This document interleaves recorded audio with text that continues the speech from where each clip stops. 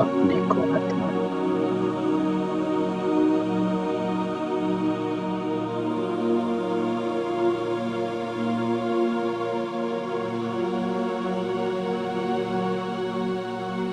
अपने पिता को याद कर।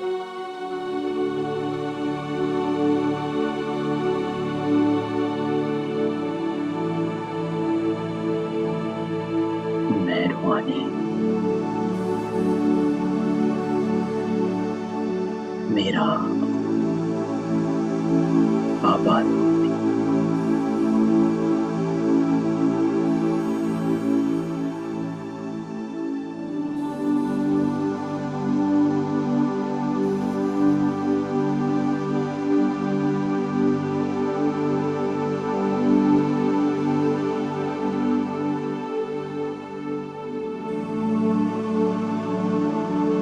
मेरा बाबा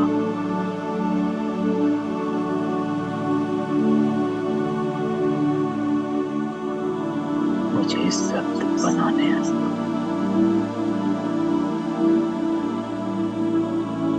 पावन बनाने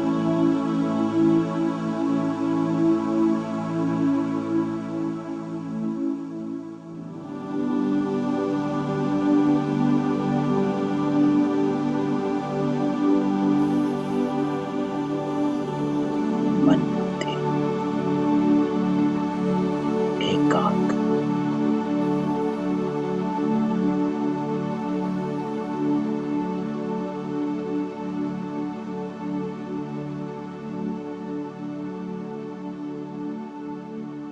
इस देश से न्यारा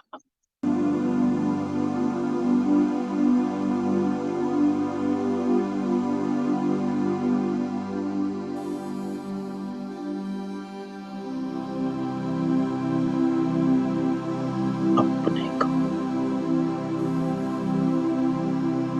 ईश्वरीय संतान के रूप में देख।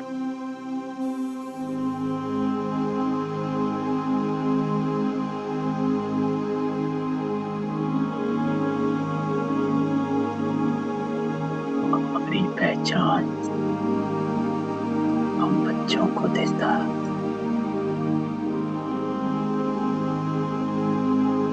सामने बिठा। हमारी पहचान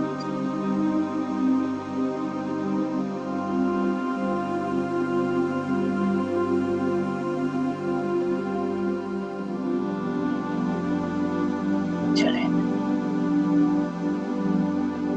मन बुद्धि एकाग्र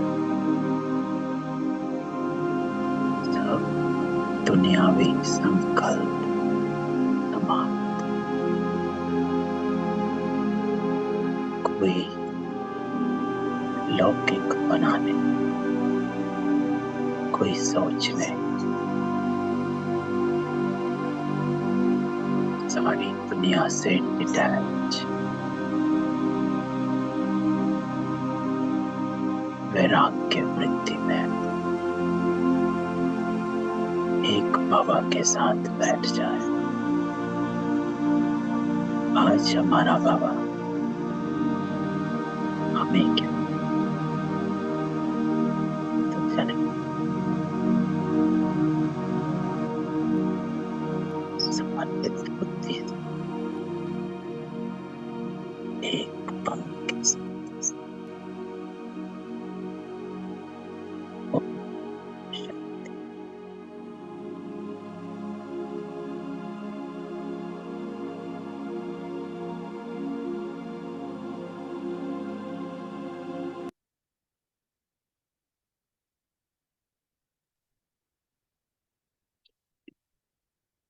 आज 18 नवंबर 2022 बाबा कहता है, मीठे बच्चे मीठे बच्चे तुमने जीते जी बेहद के बाप की गोद ली है। उनकी संतान बने हो। उस श्रीमत पर जरूर चलना, हर डायरेक्शन अमल में लाना।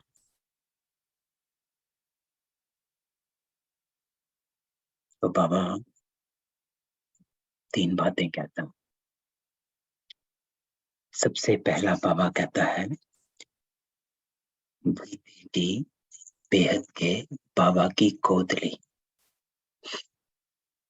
अर्थात मर जीवा जन्म, पुराना जन्म भूला, अब उस ईश्वर की, उस बाबा की गोद ली, तो ये नया जीवन। तो आज बाबा मिलन की मुरली में बाबा ने 3 बातें कही थी। कल की बाबा मिलन कि 3 सितारे देख रहे हैं बाबा। एक जन्म का,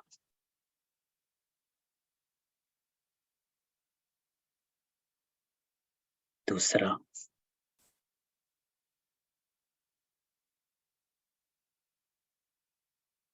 संबंध का, और तीसरा प्राप्ति का। तो आज की मुरली में बाबा वो तीनों बातें लेकर आ कि तुमने जीते जी बाबा की गोद ली है, उनकी संतान बने हो। संबंध कि बाबा के बच्चे बन गए।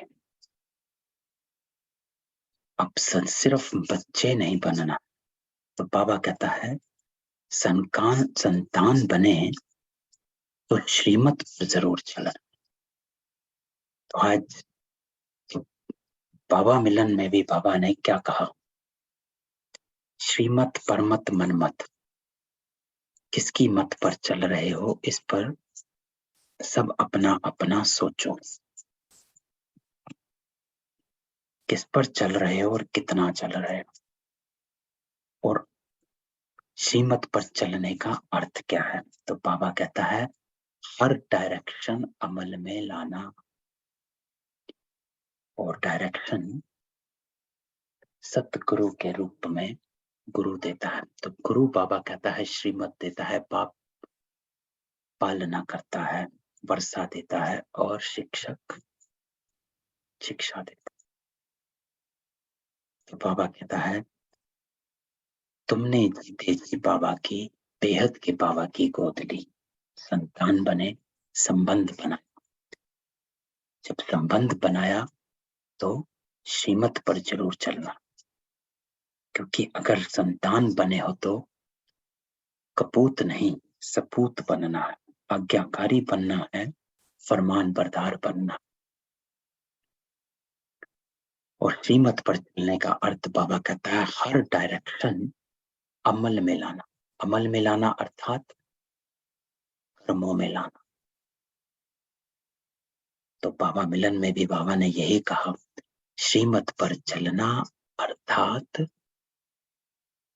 कर्म में लाना, अमल में लाना। प्रश्न, सृष्टि की वानप्रस्थ अवस्था कब से शुरू होती है और क्यों। तो बाबा कहता है जब शिव बाबा इस ब्रह्मा तन में प्रवेश करते, तब से सारी सृष्टि की वानप्रस्थ अवस्था शुरू होती। तो यहाँ बाबा सन्यासियों ने वानप्रस्थ अवस्था को कुछ और ही अर्थ निकाला। उन्होंने कहा वान अर्थात वन में चले जाओ, उन्होंने उसको वानप्रस्थ बना दिया। बाबा कहता है वानप्रस्थ अर्थात वाणी से परे चले जाओ। वाणी का अर्थ बाबा कहता है शरीर अर्थात आवाज में आना, क्योंकि ये टॉकी है। शरीरों की दुनिया में आना अर्थात आवाज में आ जाना, वाणी में आ जाना। शरीर में आए, वाणी में आ गए, आवाजों में आ गए। ये है आवाज की दुनिया, टॉकी वर्ल्ड। तो वाणी वानप्रस्थ दुनिया अर्थात वाणी से परे, है ना। तो बाबा क्या कहता है, मूवी वर्ल्ड में जाना, अर्थात वाणी से परे जाना है, अर्थात आत्माओं में जाना है, क्योंकि आत्मा शांत स्वरूप, वाणी से परे, शरीरों की भी आवाज नहीं। तो बाबा कहता है, बाबा आते हैं सबसे सारी सृष्टि की वानप्रस्थ अवस्था शुरू होती है, क्योंकि बाबा सबको वापस ले जाने के लिए इस समय छोटे बड़े सबकी वानप्रस्थ अवस्था है। सबको मीठे घर मुक्ति धाम वापस जाना है, तो पहले वो अवस्था बनानी पड़े। कहीं जाते हो तो तैयारी कर कर जाते हो। कल अगर शिमला जाना है तो गर्म कपड़े रखेंगे, गोवा जाना है तो ठंडे कपड़े रखेंगे, हाफ शर्ट्स रखेंगे। तो जिस जगह जाना है वैसी तैयारी तो करनी पड़ती है। तो बाबा कहता है सबको जाना है तो वही तैयारी करो। तो तैयारी, क्योंकि सबको मीठे घर मुक्ति धाम वापस जाना है, फिर जीवन मुक्ति में आना है। इसलिए सबकी वानप्रस्थ अवस्था है। अपनी अवस्था वाणी से परे की अभी से बनाना शुरू करो। फिर बाबा कहता है वैसे भी बाप जब इस ब्रह्मा तन में प्रवेश करते तो इनकी आयु 60 की होती, इनकी भी वानप्रस्थ अवस्था होती। तो बाबा कहते हैं ब्रह्मा की तो स्थूल में भी वानप्रस्थ और सूक्ष्म भी वानप्रस्थ, दोनों ही वानप्रस्थ। आज का गीत बाबा ने बजाया, जीना तेरी गली में, मरना तेरी गली में, मिट जाएगी ये दुनिया तेरी गली। तो चले बाबा के साथ बैठकर इस गीत का अर्थ सहित रस लेते हैं।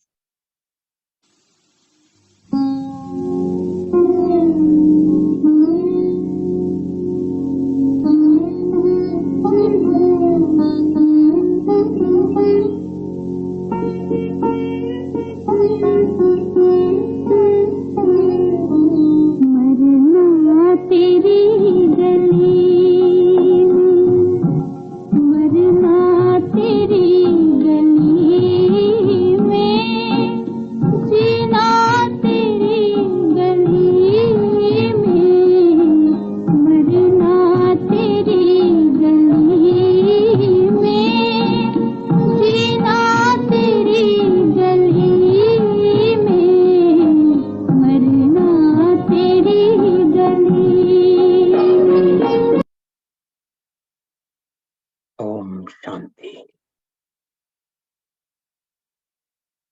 ये किसकी गली में आकर मरना होता। तो बाबा हमको इस गीत के अर्थ में स्थित कराता है कि किसकी गली में आकर मरना होता, कौन सी हट्टी है। एक बाबा, है ना। तो यही आकर मरना होता है। तो बाबा कहता है मनुष्य चाहते हैं कि हम मुक्ति धाम में जाएं, परम पिता परमात्मा शिव बाबा की विजय माला में पिरो जाएं। बच्चे जानते हैं जो भी मनुष्य मात्र की आत्माएं हैं वह बाप के गले का हार जरूर है। जैसे लौकिक बाप की रचना लौकिक बाप के गले का हार है, तो बच्चे बाप को और बाप बच्चे को याद करते हैं। वैसे वास्तव में जो भी आत्माएं हैं वह सब याद करती हैं परमपिता परमात्मा बाबा को। तो यह है हद का और यह है बेहद का बाबा। हर एक मनुष्य चाहते हैं हम मुक्ति प्राप्त करें, क्योंकि निराकार के गले का हार अर्थात मुक्ति और विष्णु के गले का हार अर्थात जीवन मुक्ति। तो आज बाबा नया अर्थ बताता है कि शिव बाबा के गले का हार बनना अर्थात मुक्ति,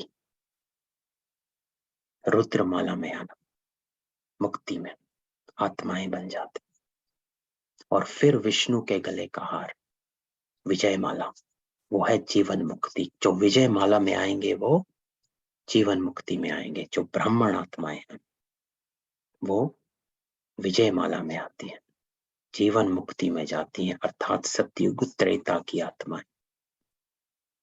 और जो सिर्फ मुक्ति वाली आत्मा है वो बाकी सारे पूरा कल्प वृक्ष सब मुक्ति में जाते हैं। तो वो सब आत्माएं, देखो आत्माएं तो सभी हैं, तो रुद्रमाला कहा जाता है आत्माओं की माला। तो आत्माएं सभी हैं, तो वो शिव बाबा के गले का हार है। तो इसलिए बाबा कहता है मनुष्य मात्र की आत्माएं वे सब बाप के गले का हार जरूर है, क्योंकि सभी आत्माएं। तो रुद्रमाला, और फिर वहां से विजय माला बनती है, जिसको विष्णु की माला कहा जाता है, जो है जीवन मुक्ति। तो बाबा कहता है बाप मुक्ति और जीवन मुक्ति देते हैं। देखो वर्षा तो दोनों है। तो बाबा कहता है मुक्ति का वर्षा तो मैं सबको देता हूं, कल भी कहा था, है ना, और जीवन मुक्ति का वर्षा आप हाथ में लेते। तो बाबा कहता है बेहद के बाप के बच्चे बनेंगे तो उनके गले का हार होंगे। लौकिक माँ बाप के गले का हार हैं बच्चे, वह खुद माँ बाप भी किसी के बच्चे होते हैं। गाते हैं तुम मात पिता हम बालक तेरे। तो जब हम तुम्हारे गले का हार बनेंगे तब हम सदा सुखी होंगे। तो क्या करते हैं, बाबा कहता है तो बेहद के बाप को याद करते हैं, परंतु उनके गले का हार कैसे बनेंगे ये आश रहती है, पता नहीं है कैसे बन सकते हैं हम गले का। तो बाबा कहता है सो तो जब त्रिमूर्ति शिव बाबा आए, आकर तीनों को रचे, ब्रह्मा विष्णु शंकर को, तब ब्रह्मा द्वारा बेहद बाप के गले का हार बन सके। यहां बाबा स्पष्ट करता है कि अभी शिव बाबा के गले का हार तभी बन सकते हैं जब आप ब्रह्मा मुख वंशावली। बाकी जो आत्माएं हैं वो गले का हार तब बनती हैं जब वो मुक्ति धाम में चली जाती, जब वो आत्मा के रूप में आ जाती। और आप अभी बन सकते हो जब आप ब्रह्मा बाप द्वारा रचे जाते हो। तो बाबा कहता है पहले लौकिक माँ बाप के गले का हार है, उनसे जीते जी मरकर पारलौकिक बाप के बने तब वर्षा मिले। तो जीते जी मरना, बाबा ने थोड़े दिन पहले, हफ्ता या 2 हफ्ते पहले इसका डेफिनेशन दिया था, मर जीवा का अर्थ बताया था। पुराने संबंधों से, पुराने संस्कारों से, पुरानी आदतों से मर जाना, इसे जीते जी मर जीवा कर जाता। अर्थात मर जाने का अर्थ है पुराने संबंधों में, चीजों में, आदतों में, संस्कारों में, उन व्यक्ति में, वैभव से आकर्षण खत्म हो गया। कोई खिंचाव, लगाव, झुकाव, प्रभाव नहीं है, उसे जीते जी मरना कहा जाता है। कि जहां पर मेरी ये चारों चीजें नहीं है, लगाव, झुकाव, प्रभाव और खिंचाव, तब कहा जाता, बाबा कहते जीते जी मरकर पारलौकिक बाबा का बने। क्योंकि जब परलौकिक बाप के बन गए तो सब संबंध भी अलौकिक हो। तो बाबा कहता है जैसे कोई साहूकार गरीब के बच्चे को अडॉप्ट करते हैं तो आकर साहूकार की गोद लेते हैं जीते जी, है ना। तो बाबा एग्जाम्पल देता है सिमिलर टू हाउ इन लौकिक वर्ल्ड तुम किसी को अडॉप्ट करते हो। तो अगर आज मैं किसी को अडॉप्ट करता हूं तो मेरे बच्चे उनके भाई बहन बन जाएंगे, मेरे संबंधी उनके संबंधी बन जाएंगे, है ना। तो जिनको मैं जानता हूं उनको वो जानने लग जाएंगे। ऐसे ही बाबा कहता है जब मैं तुम्हें अडॉप्ट करता हूं तो आपका सर्व संबंध जो मेरे से होते हैं वो ही बन जाते हैं। उस ईश्वरीय फैमिली में आप आ जाते हो। तो बाबा कहता है वह गरीब भी जीते तो है ना, दोनों याद रहते, तुमको भी लौकिक और परलौकिक दोनों संबंध याद हैं, दोनों से मिलन होता है। तुमने परलौकिक माँ बाप की गोद ली, उनसे सुख घनेरे लेने लिए, वह हुई हद की गोद, और ये है बेहद की गोद। तो जीते जी गोद ली है? तो बाबा पूछता है कि जीते जी गोद ली है, जानते हो इनकी गोद लेने से हम देवी देवता कुल में सुख घनेरे पाएंगे।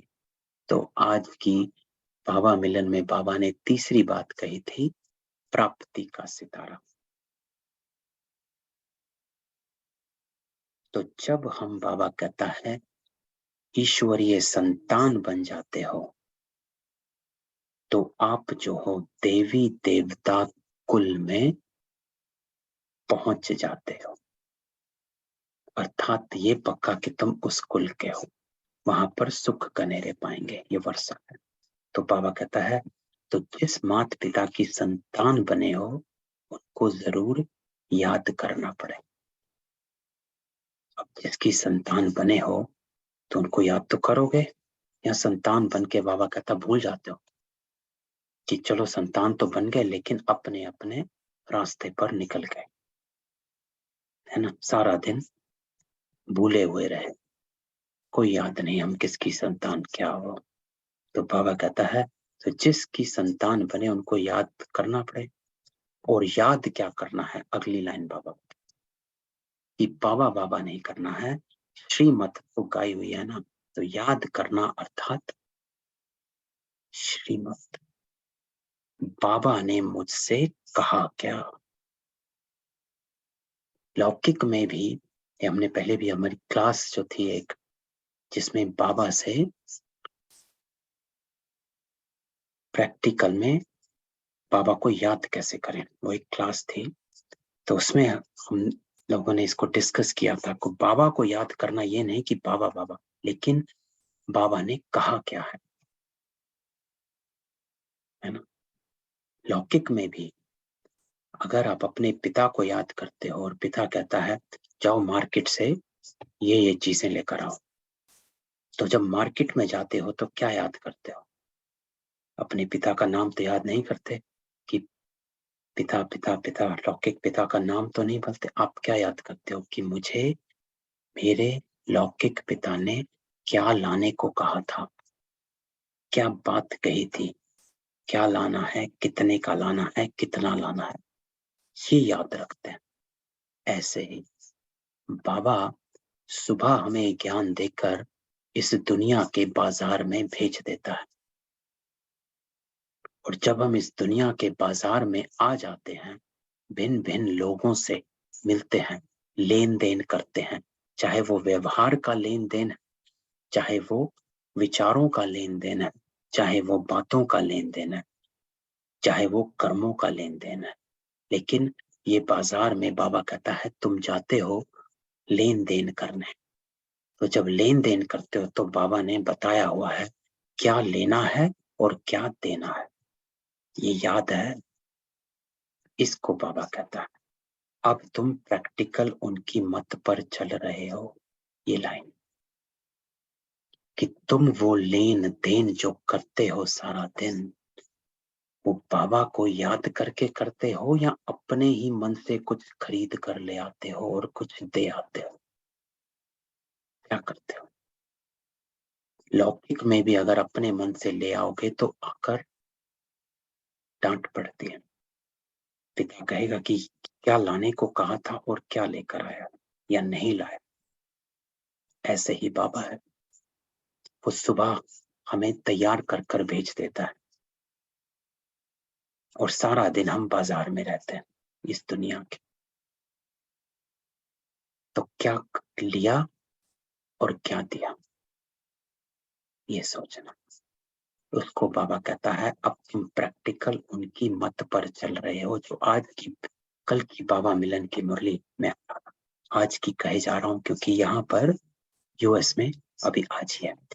तो बाबा ने क्या कहा था, श्रीमत मनमत परमत, कितना श्रीमत पर चल रहे हो, कितना मनमत परमत पर चल रहे हो, अपना अपना चेक करो।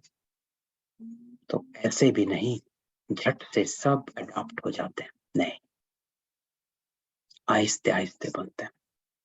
तो आहिस्ते आहिस्ते बनने का अर्थ बाबा क्या कहता है कि पहले दिन से ही श्रीमत आज तक एक भी आत्मा नहीं होगी जो पहले दिन से ही सारी श्रीमत पालना शुरू कर दे, धीरे धीरे। तो इसलिए बाबा कहता झट नहीं, आहिस्ते आहिस्ते बनते हैं।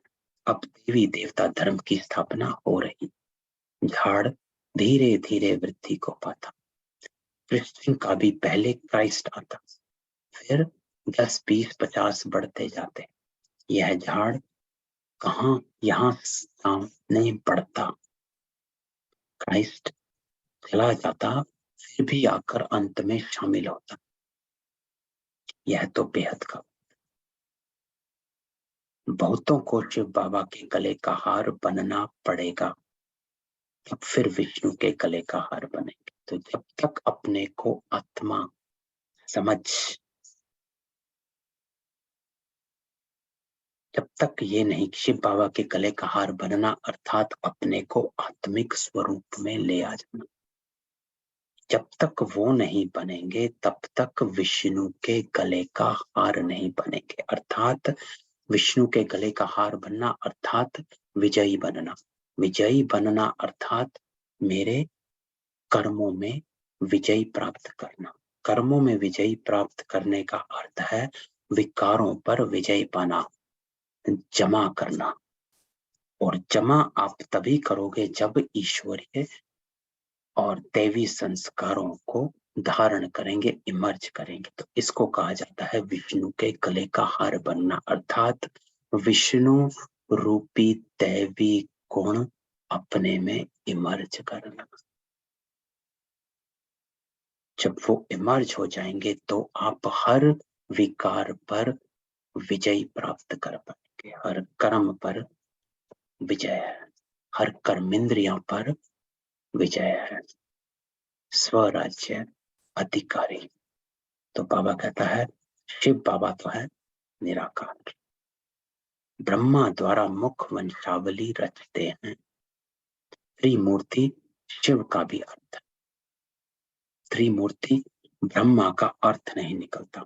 तो बाबा ये करेक्शन करता कि त्रिमूर्ति शिव, त्रिमूर्ति ब्रह्मा का अर्थ नहीं है। बाबा करेक्शन भी करते रहते। गोले के नीचे लिखना है स्वदर्शन चक्र, ना कि चरखा। उस गवर्नमेंट का चरखा लगा हुआ है ना। तो बाबा कहता है कि इंडियन गवर्नमेंट में वो नीचे चरखा है। तो बाबा कहता है चरखा नहीं है, ये स्वदर्शन चक्र है। यहाँ स्वदर्शन चक्र है। दिन प्रतिदिन बाबा करेक्शन करवाता रहता। दूसरा पैरा बाबा ने समझाया हमेशा त्रिमूर्ति शिव जयंती कहना है। तो बाबा ये हमेशा कहता है कि सिर्फ शिव जयंती नहीं कहना, त्रिमूर्ति शिव जयंती कहना। क्यों? क्योंकि बाबा कहता है केवल शिव से समझ नहीं आता है कि जयंती हुई क्यों, शिव जयंती से हुआ क्या, शिव ने आकर किया क्या।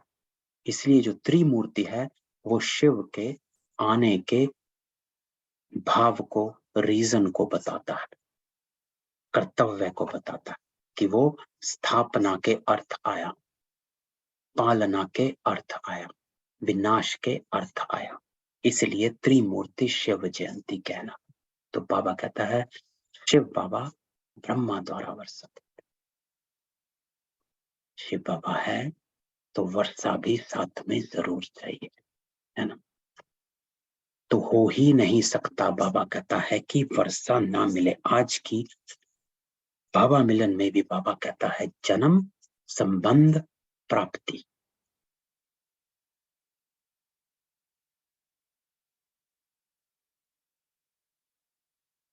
चाहे थोड़ी है, लेकिन बाबा कहता है वो तो यथाशक्ति है। बाबा ने तो पूरा दी, लेकिन आप खींच उतनी पाए हो, लेकिन मिलता पूरा। तो वर्षा है, तो बाबा का वर्षा है, जो बाबा हम में सद्बुद्धि भरता है उसका वर्षा है। भटकते नहीं है उसका वर्षा है। सबसे बड़ी बात जो है, डिपेंडेंसी खत्म हो जाती है। आप देखेंगे कि अज्ञान में एक कंफ्यूजन ही रहती है कि करना क्या चाहिए। पूछते फिरते हैं, या तो पंडितों से पूछेंगे, या फिर ज्योतिषी से, या फिर सगे संबंधियों से, या फिर मित्रों से, क्या करना चाहिए क्या नहीं करना चाहिए। कोई ये कहता है तो वो करने लग जाते हैं, ये कहता है तो ये करने लग जाते हैं। समझ ही नहीं करना क्या चाहिए। तो ये एक बहुत बड़ी प्राप्ति है, ये तो सबको मिल जाती है। डिपेंडेंसी खत्म हो गई। बाबा कहता है श्रीमत सीधी है।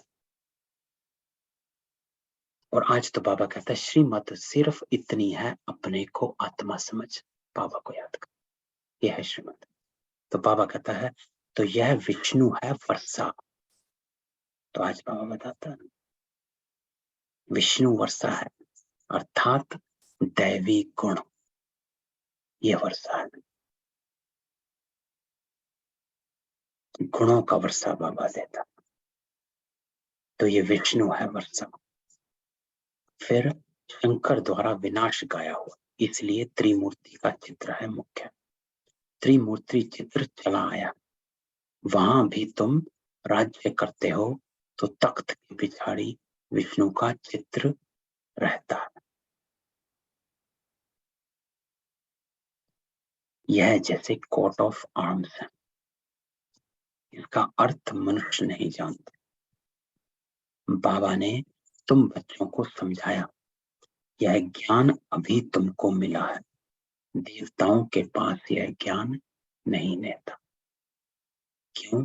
क्योंकि बाबा कहता है तीसरा नेत्र तुम ब्राह्मणों का खुलता है। तो ये जो ज्ञान का तीसरा नेत्र है, थर्ड आई ऑफ नॉलेज, ये तुम ब्राह्मणों का खिलता है। अर्थात हर चीज को, हर संकल्प को ज्ञान के तीसरे नेत्र से देखो, उस ज्ञान के दर्पण में देखो। जब भी कहीं उलझ जाते हैं तो बाबा कहता है तीसरे नेत्र से देखा, या अभी भी ये स्थूल नेत्रों से और इस स्थूल दुनिया में ही घूम रहे हो। तो तीसरे नेत्र से देखना अर्थात ज्ञान के दर्पण में देखना। ज्ञान के दर्पण में देखना अर्थात आत्मिक स्वरूप में देखना। ये ज्ञान में आपको मिला कि आप आत्मा और ये पार्ट प्ले कर रहे हैं।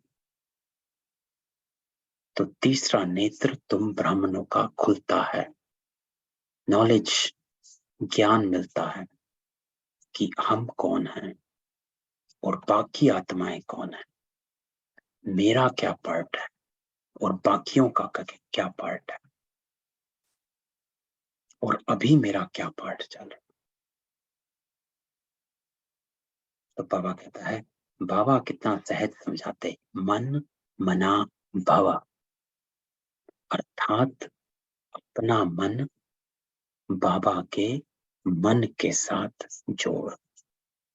मन मना भव, अपना मन मेरे मन से जोड़ ले। अर्थात मन क्या करता है? संकल्प। तो तेरे संकल्प वही उठने चाहिए जो बाबा के संकल्प, उसको कहा जाता है मन मनाभव स्थिति। तो बाबा कहता है बाप और वर्षे को याद कर। ब्रह्मा मुखवंशावली हो ना, तुम ज्ञान गंगाएं भी ठहरे। अब एक एक बाबा कहता है सबको मैं ज्ञान गंगा बना।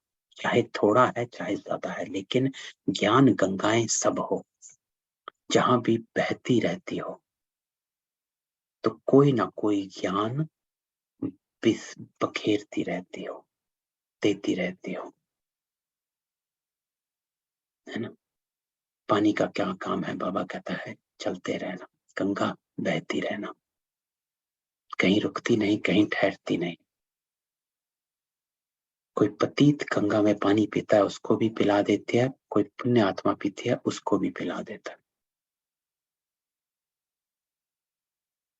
तो ज्ञान गंगा, जो बाबा कहते हैं जो गंगा होती है, वो भेद नहीं करती, डिस्टिंग्विश नहीं करती कि किसको पिलाना है किसको नहीं, वो बस बहती है। पीने वाले पीकर चले जाते हैं, लेकिन गंगा का काम नहीं है चूज करना किसको देना है किसको नहीं, लेकिन ये पीने वाले का काम है, उसको पीना है कि नहीं।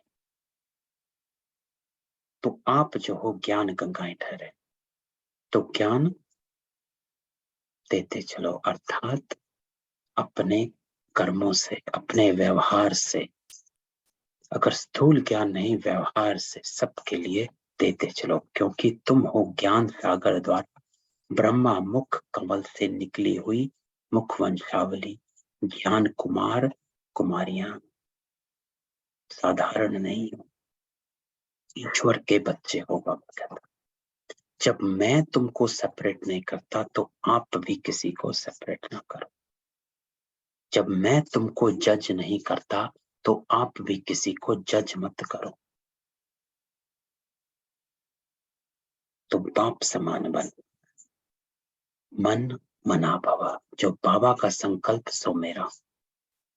तो तुम हो ज्ञान सागर के बच्चे, अगर हो तो बाबा कहता है ज्ञान गंगा बन, है नहीं?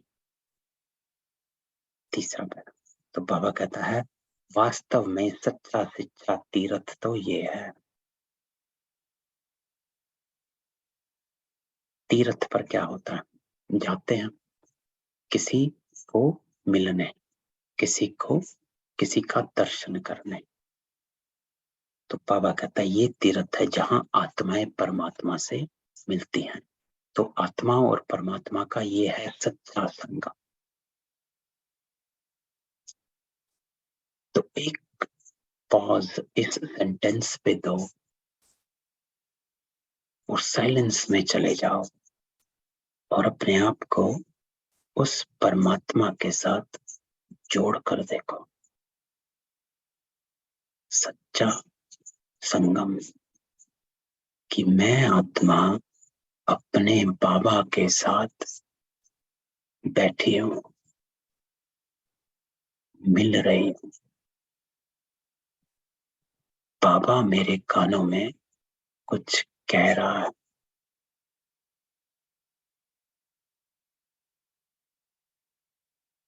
सच्चे तीर्थ में जाने वाले पुण्य आत्माएं हो, सच्ची आत्माएं हो, पवित्र हो, विशेष हो।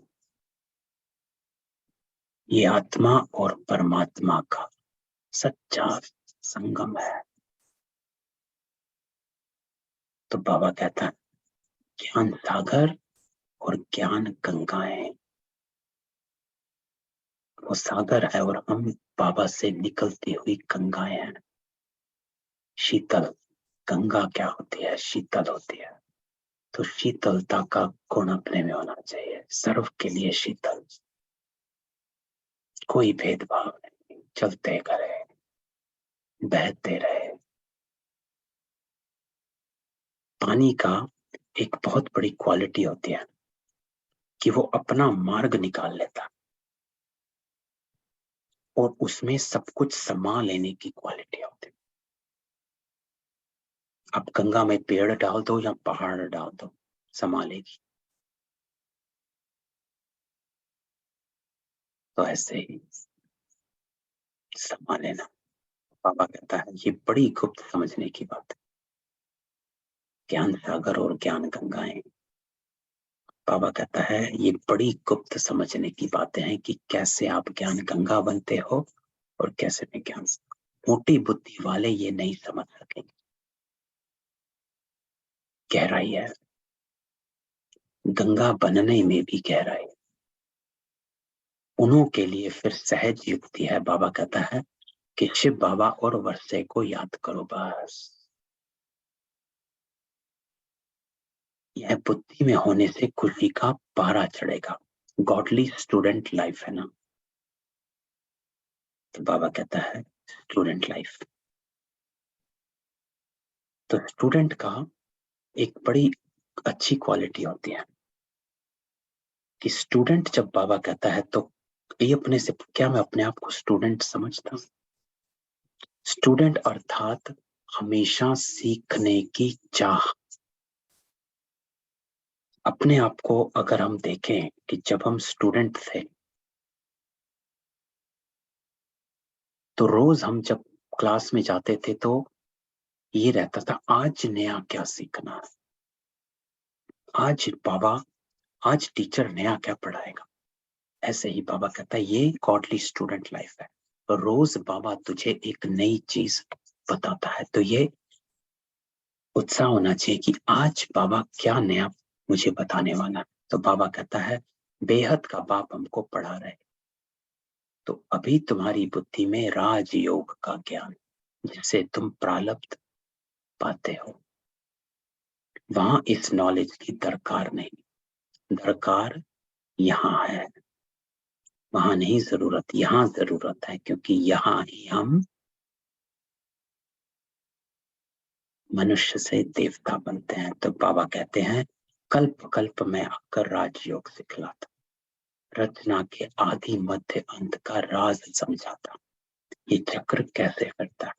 महिमा सारी संगम की, जबकि पतित पावन बाप आकर पुरानी दुनिया से नई दुनिया में ले जाते हैं। तो बाबा कहते हैं समय को पहचान, पुरानी दुनिया के विनाश के लिए तैयारियां हो रही है ना। तो बाबा हमेशा कहता है कि अति का समय है। देखते हो आजकल दुनिया में क्या हो रहा है। आज बादशाह है, कल मिलिट्री बिगड़ती तो बादशाह को भी कैदी बना देते, है ना। इराक, तो बाबा ने ये मुरली पता नहीं कब चलाई, तो देखो ये भी हुआ था, है ना। बादशाह को भी कैदी बना दिया, कोई को भी मार डालते हैं। ऐसे बहुत केस होते रहते, आजकल कोई बात पर भरोसा नहीं, दुखी दुखा। तो आज किसको बच्चा हुआ खुशी होगी, कल मर गया तो दुख है ही, दुख की दुनिया। अब बाबा नई सुख की दुनिया का लायक बना रहे। बाबा समझाते हैं बच्चे तुम तो देवी देवता थे। तो यहां पर भी अपने आप को पॉज देना है कि मैं देवी देवता था, और देवी देवता क्या है इसको गहराई से सोचना कि वो होता क्या है। कि am I excited about me being a daddy और नॉट। बाबा ने तो कह दिया और हमने सुन भी लिया और आगे चल भी दिए, लेकिन ये हमारा एम ऑब्जेक्ट है। लेकिन क्या मुझे देवी देवता बनने की एक्साइटमेंट है कि नहीं है, कि दैट्स फाइन, कि बन जाएंगे देवी देवता। तो ये बाबा कहता है ये है अभी असुर बन पड़े हो, अभी क्या हो, या मुझे अभी ही ठीक लगता कि I am fine as I am. सब मुरली सुनते हैं तो मैं भी सुन रहा हूं, सब उधर जाते हैं तो मैं भी, जैसे कुछ आत्माएं होती हैं उनका अपना कोई लक्ष्य नहीं। सत्संग में हुआ तो सत्संग में चल दिए, कहीं यज्ञ हो रहा है तो वहां चल दिए, परसों माता की चौकी वहां चल दिए, कोई मंदिर में जा रहा है वहां चल दिए, और शाम को गुरुद्वारे जा रहे हैं तो वहां चल दिए। कोई उधर साधु सन्यासी आया उसके घर चल दिए, इधर कोई साधु सन्यासी आया इधर चल दिए। ये शास्त्र किसी ने कहा वो पढ़ने लग गए, वो करने का वो पढ़ने लग गए। अपना कुछ नहीं, कोई लक्ष्य नहीं, बस चल दिए इधर और चल दिए उधर। तो ये बाबा कहता है ये समझना कि तुम यहां बैठे क्यों, है ना। तो कल तुम देवताओं की महिमा गाते थे, अपने को पापी नीच कहते थे। कहते हैं हम निर्गुण हारे में गुण नहीं, तो जरूर कोई पर तरस किया होगा। इन देवताओं को किसने गुणवान बना, ये अभी तुम जानते हो। परम पिता परमात्मा बिगर कोई देवता बना न सके। मनुष्य अकर बिल्कुल विकारी पतित बन पड़े, बूढ़े हो जाते हैं तो भी विकार नहीं तो कायदा है 60 वर्ष के बाद वानप्रस्थ लेना चाहिए। पहले ऐसे करते थे, 60 वर्ष के अंदर अपना बोझा उतार बच्चों को दे। अब 60 वर्ष की आयु में भी बच्चे पैदा। बाबा कहते इनकी 60 वर्ष की आयु में बहुत जन्मों के अंत में जब इनकी वानप्रस्थ अवस्था हुई तब मैंने प्रवेश किया, तब इसने भी सब कुछ छोड़ा। तो बाबा कहता है कि अंत के भी अंत में 84 जन्मों का अंत है, उसके भी अंत में मैं आया हूं, तब इसने सब कुछ छोड़ा। नहीं तो आप ये देखें नंबर 1 आत्मा को भी विकारों ने पकड़ा हुआ था। बाबा के आने से सारी दुनिया के लिए वानप्रस्थ अवस्था हो जाती है, क्योंकि सबको जाना वापस। इसलिए बाप कहते हैं माम एकम याद करो, अर्थात मुझ एक को याद कर, छोटा वहां बड़ा कोई भी रहेगा नहीं। चौथा पैरा। तो बाबा कहता है बाप आकर सबको मीठा बनाते, तो बन गए मीठे, है ना। बाबा बीच बीच में ऐसी लाइन बोलता है तो हमको अपने से क्वेश्चन पूछते रहना। नहीं बने तो आज के लिए मेरा होमवर्क कि मुझे आज मीठा बनना। मुक्ति जीवन मुक्ति दोनों मीठे धाम है ना। मुक्ति में है स्वीट साइलेंस, तो वो मीठा धाम हो गया। जीवन मुक्ति में आत्मिकता है, दैवी गुण है, दैवीपना है, तो वो मीठा है। मीठा इसलिए कि कोई किसी पर सर्वगुण संपन्न 16 कला संपूर्ण संपूर्ण निर्विकारी मर्यादा पुरुषोत्तम डबल अहिंसक, तो इतनी बड़ी महिमा है जीवन मुक्ति में आने की, तो वो मीठा धाम। विनाश सबका होना, हिसाब किताब तू भी सबका होता। तो ये ना सोचो कि मैं इतनी मेहनत कर रहा हूं, बाकी आत्माएं तो मजे में घूम रही हैं, विकार करे जा रही हैं, विकर्म कर रही हैं, कोई फर्क ही नहीं पड़ रहा। गलत व्यवहार भी कर रही हैं, गलत बोल भी रहे हैं, जोर से भी बोल रहे हैं, और कर्म भी उल्टे कर रहे हैं। तो बाबा कहता है हिसाब किताब तो जुत्तू सबका होना है, किसी का आज किसी का कल, होना सबका है ना। तो एक तरह से एक स्टूडेंट को सामने लाओ कि जो नंबर फर्स्ट नंबर में आना है वो पढ़ रहा है, और जो फेल होने वाले हैं वो खेल रहे हैं सब। तो जो पढ़ रहा है वो बाहर अपनी खिड़की से देखता है कि सब बच्चे खेल रहे हैं, उसका मन करता है खेलने का, लेकिन उसको अपनी प्राप्ति की चिंता है कि मुझे फर्स्ट आना है।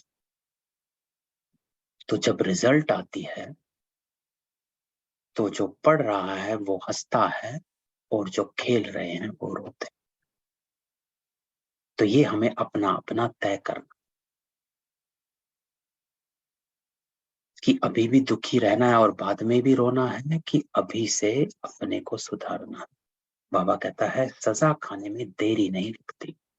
जैसे काशी कलवट खाते तो पापों से मुक्त हो जाते, फिर नए सिर हिसाब शुरू हो जाता, बाकी मुक्ति में एक भी नहीं जाता।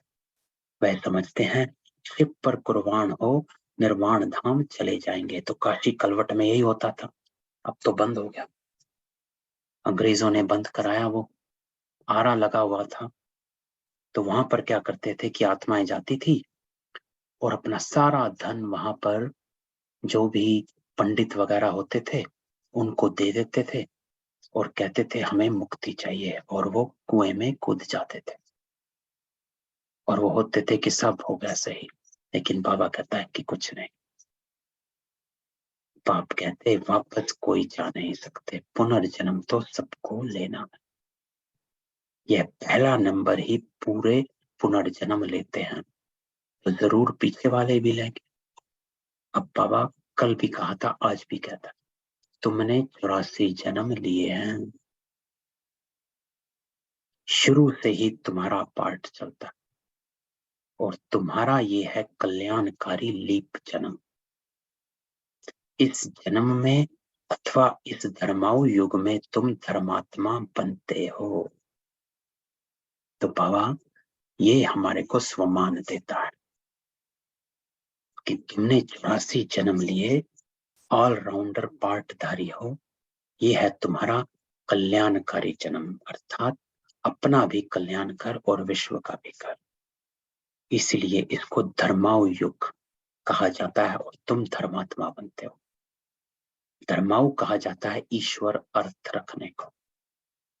लौकिक में भी सेठ लोग जो होते हैं वो कुछ करते हैं तो धर्माऊ रखते हैं, थोड़ा सा निकाल के रख लिया तिजोरी से, यहाँ अपनी सैलरी से कुछ निकाल के भगवान के अर्थ, उसको धर्माऊ कहते हैं।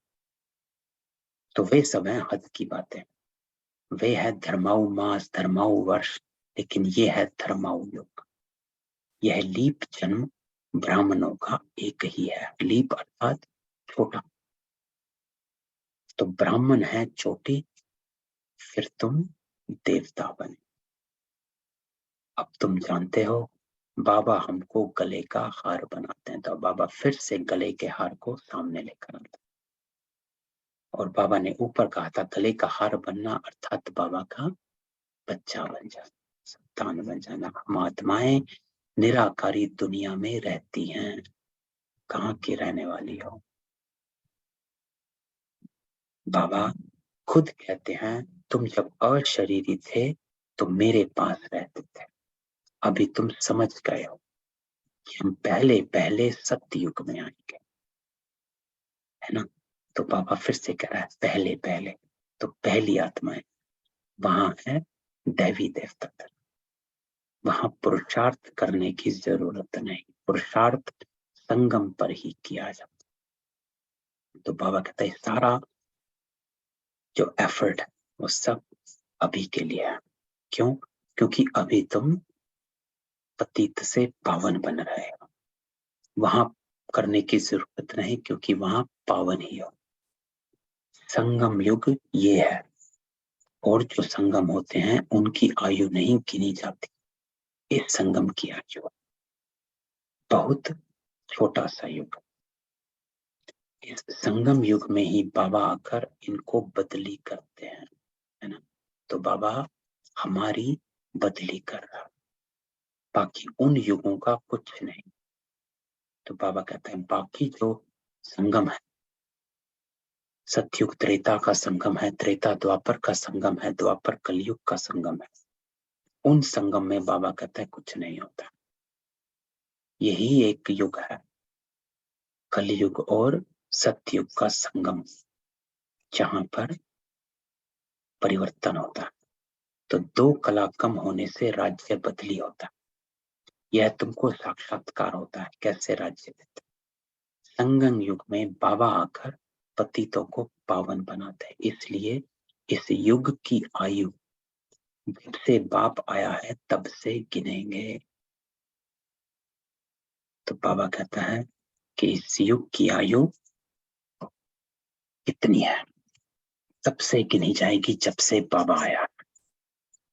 तो जरूर बाबा कहते हैं वह आया हुआ, वही ज्ञान का सागर, उनकी मुख वंशावली, ज्ञान नदियां, ये ब्रह्मा कुमार कुमारियां, इनसे ही ज्ञान पाना। तो बाबा फिर से हमें ज्ञान गंगाएं कहते।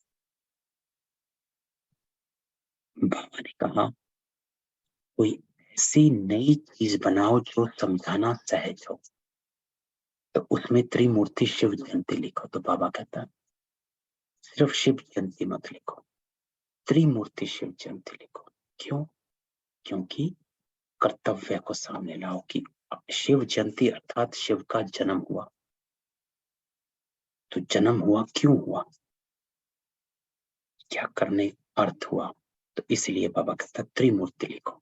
बाबा डायरेक्शन देते, परंतु बनाने वाला होशियार चाहिए। तो इस ज्ञान यज्ञ में विघ्न भी किस्म किस्म के पड़ते हैं, फिर सर्विस ढीली हो जाती। तो बाबा हमेशा ये कहता है कि इस ज्ञान यज्ञ में विघ्न पड़ते हैं। तो इसको हम लौकिक में, मैं भी अपने में कई बार इस बात को इमर्ज करता हूं कि ज्ञान यज्ञ में विघ्न डलते हैं, कि अभी मेरे अंदर ज्ञान यज्ञ चल रहा है, ज्ञान यज्ञ चल रहा है। क्यों? क्योंकि मैं अपना परिवर्तन कर रहा हूं, पतित से पावन बनने का। तो ये यज्ञ मेरे अंदर चल रहा है। तो इस यज्ञ में विघ्न जब भी मुझे किसी परिस्थिति में या कोई आत्मा ऐसी आ जाते हैं या कुछ ऊपर नीचे हो जाता है, तो हमेशा मैं अपने आप को एक बात कहता हूँ कि बाबा ने तो कहा है कि इस यज्ञ में आसुरी संप्रदाय के मनुष्य जो हैं वो विघ्न डालेंगे। तो फुल स्टॉप। तुम अपना यज्ञ चालू रखो अंदर। तो ये धारणा मैं अपने आप को या आथत अपने आप को या ये बात मैं अपने आप से करता हूं, तो मैं फुल स्टॉप लगा देता और अपने अंदर जो ज्ञान यज्ञ चल रहा है उसको इमर्ज करता हूं कि मेरा यज्ञ अंदर क्यों चल रहा है, कि मुझे पावन बनाना है। तो उसके लिए मैं अपने गुणों को इमर्ज रखने की कोशिश करता रहता हूँ।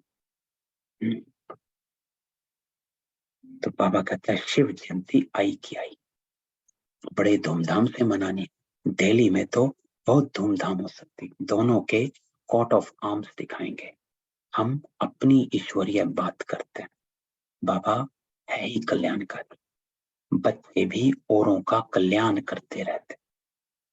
तो बाप आकर देखकर खुश होता। कहा जाता है चैरिटी बिगन्स एट होम। मित्र संबंधियों को भी समझाना, नहीं तो उल्हाना देंगे। पॉइंट बहुत अच्छी मिलती है, चित्र भी अच्छे हैं, माला भी कितनी अच्छी है। रुद्र माला बन फिर विष्णु की माला बनती है ना? तो हम पहले अपने को आत्मा स्थित रखें। जब तक हम अपने को आत्मा, जब तक हम रुद्र माला में नहीं आएंगे विष्णु की माला बन नहीं पाएंगे। अर्थात जब तक हम अपने को आत्मा नहीं समझेंगे, हम कोई भी दैवी गुण, दैवी संस्कार को इमर्ज रख विजय को प्राप्त नहीं कर सकेंगे। अर्थात किसी भी विकार पर विजय पाना मुश्किल है, क्योंकि रुद्र के बिना विष्णु की माला बनती नहीं। Last para. तो बाबा कहता है तुम ब्राह्मण हो, सच्ची सच्ची गीता सुना, सच्ची सच्ची सच्ची यात्रा का राज तुम समझाते हो। सच्ची यात्रा, बाबा कहता है इस सच्ची यात्रा में सत्य बनकर निकलना है। यहाँ बैठे तुम याद की यात्रा में रहो तो पाप भस्म हो जाए। तमो प्रधान से सतो प्रधान बनने का और कोई उपाय नहीं है। क्या उपाय बाबा ने बताया? याद, यहाँ बैठे याद की यात्रा में रहो।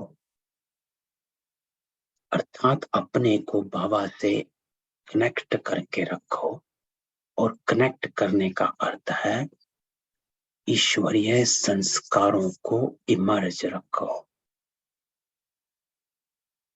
ताकि कोई विकार ना हो पाए, क्योंकि इसी से ही तमो प्रधान से सतो प्रधान बनेंगे और कोई उपाय नहीं।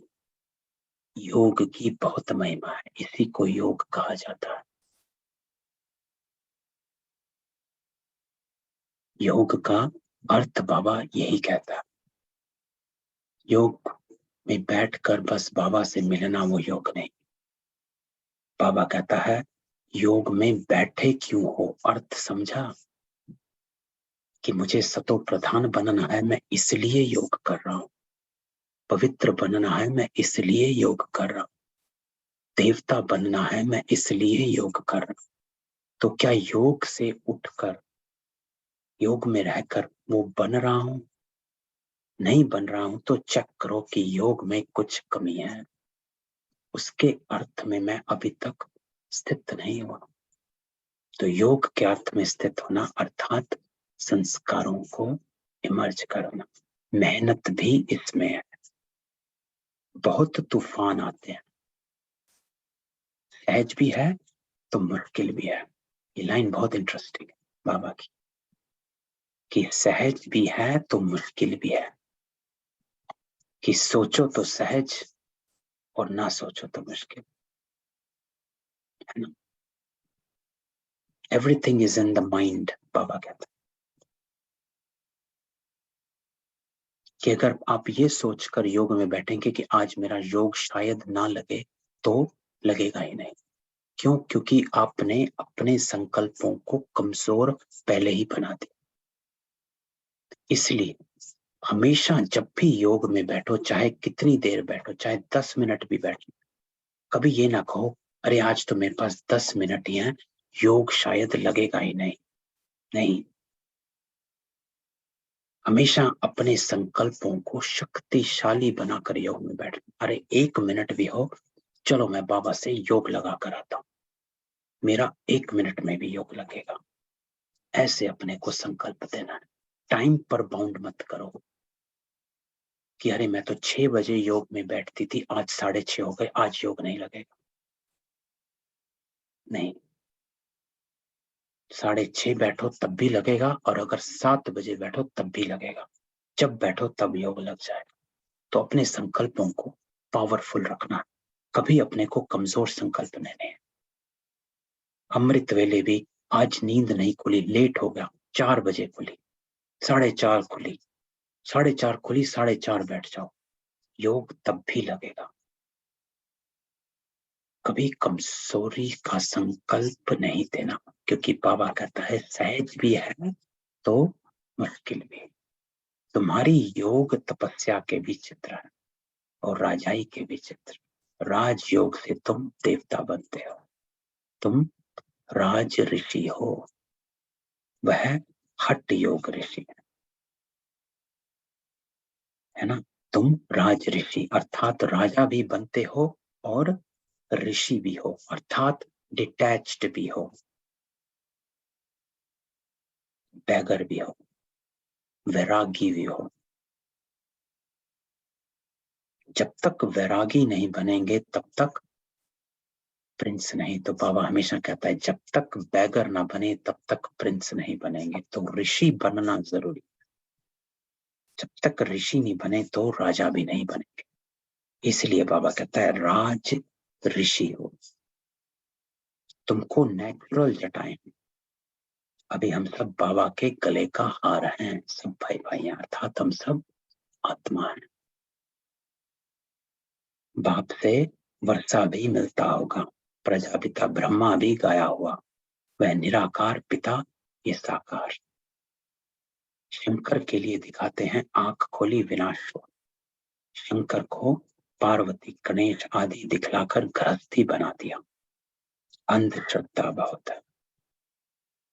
बाबा कहते हैं मैंने तुमको साहूकार बनाया, तुमने मंदिर बनाकर शास्त्र बनाकर दान कर फालतू खर्चा करते करते दुर्गति को पा लिया।